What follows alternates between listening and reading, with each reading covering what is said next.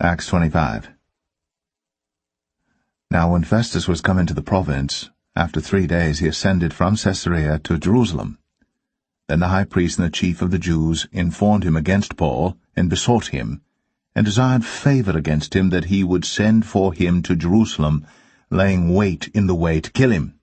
But Festus answered, that Paul should be kept at Caesarea, and that he himself would depart shortly thither. Let them therefore, said he, which among you are able, go down with me, and accuse this man, if there be any wickedness in him. And when he had tarried among them more than 10 days, he went down unto Caesarea, and the next day, sitting on the judgment seat, commanded Paul to be brought. And when he was come, the Jews which came down from Jerusalem stood round about, and laid many and grievous complaints against Paul, which they could not prove. While he answered for himself, Neither against the law of the Jews, neither against the temple, nor yet against Caesar have I offended anything at all. But Festus, willing to do the Jews a pleasure, answered Paul and said, Wilt thou go up to Jerusalem, and there be judged of these things before me? Then said Paul, I stand at Caesar's judgment seat, where I ought to be judged. To the Jews have I done no wrong, as thou very well knowest. For if I be an offender, or have committed anything worthy of death, I refuse not to die. But if there be none of these things whereof these accuse me, no man may deliver me unto them. I appeal unto Caesar. Then Festus, when he had conferred with the council, answered, Hast thou appealed unto Caesar? Unto Caesar shalt thou go.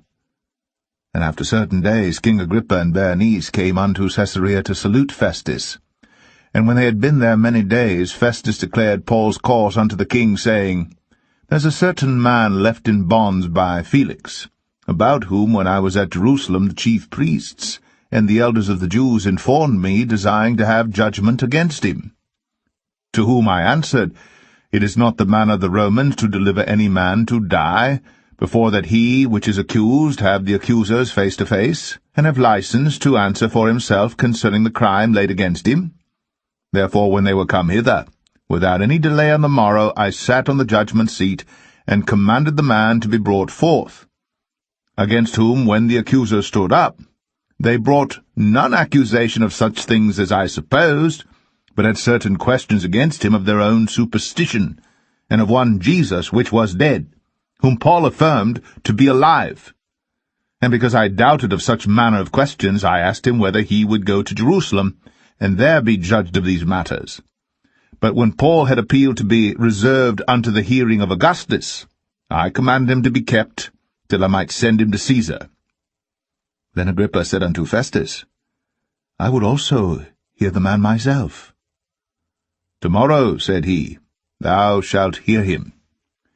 And on the morrow, when Agrippa was come, and Bernice with great pomp, and was entered into the place of hearing, with the chief captains and principal men of the city, at Festus' commandment, Paul was brought forth. And Festus said, King Agrippa, and all men which are here present with us, ye see this man, about whom all the multitude of the Jews have dealt with me, both at Jerusalem and also here, crying that he ought not to live any longer. But when I found that he had committed nothing worthy of death, and that he himself hath appealed to Augustus, I have determined to send him, of whom I have no certain thing to write unto my Lord. Wherefore I have brought him forth before you, and specially before thee, O King Agrippa, that, after examination had, I might have somewhat to write. For it seemeth to me unreasonable to send a prisoner, and not withal to signify the crimes laid against him.